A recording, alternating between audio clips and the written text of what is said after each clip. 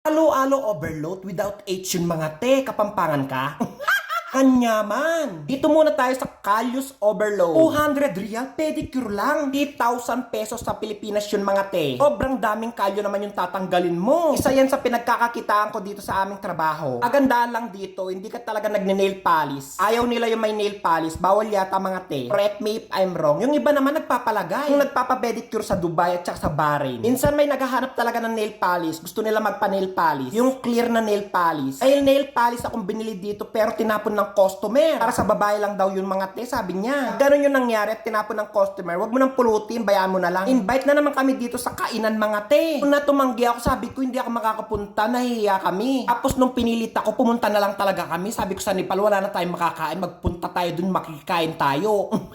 Halo-halo overload, nandito yan sa may Alcacim Buraida. Hindi nyo na kailangan umuwi sa Pilipinas para makatikim ng halo-halo overload. Ito sa Buraida Alcacim, meron nagtitinda. Ito nga pala yung nadatnan naming handa nila, pansit, palabo. Sobrang sarap ng handa nila, meron pang barbecue. Usual chicken barbecue. Ihaw na bangos at ito, grabe, sobrang sarap nito. Ulaman, pero sobrang sarap niya, may mangga siya mga te. At itong halo-halo overload. At ginataang gulay, sobrang nasarapan yung Nepali dyan. Ito, lagi natitikman naman ng kasama ko Nepali ang adobo. At itong bulalo, hindi niya matitikman dahil hindi siya kumakain ng baka. Pagkatapos namin kumain, nanood kami ng pag-game, sumama yung Nepali. Stop the battle challenge yata yung tawag dyan. Hindi naman talaga pagkain yung pinupuntaan ko sa Istra, di ba sabi ko pogi, naghahanap talaga ako ng majojowa.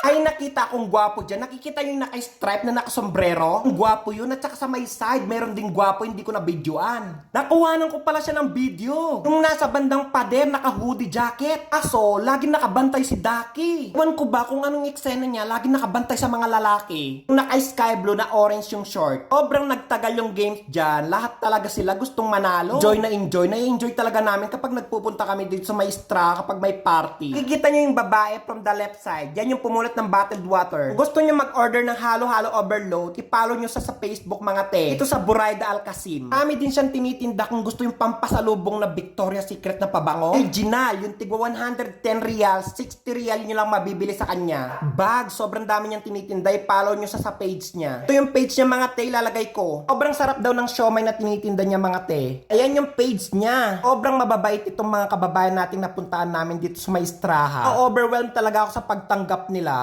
Yung nanalo sa game is yung naka-sky blue si Daki. David naman to, nagyayaya na mag-swimming na daw kami. Tara, sabi ko mag-swimming na tayo. Itapat na hanap ni Daki yung kabibi.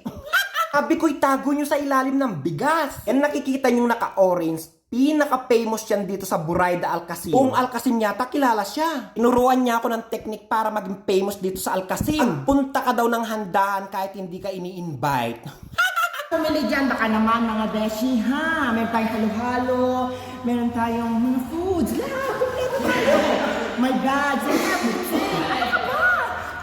Tanda ni kabayan mga te. Mabait siya in person. Nag-upgrade na talaga ako. Dating 65 kilos, nagiging 90 kilos na ako mga te sa kakakain ng kabsa. At nararanasan ko na rin magduyan sa ganitong duyan. Dati kumot o kaya sako lang yung pinagduduyanan ko mga te.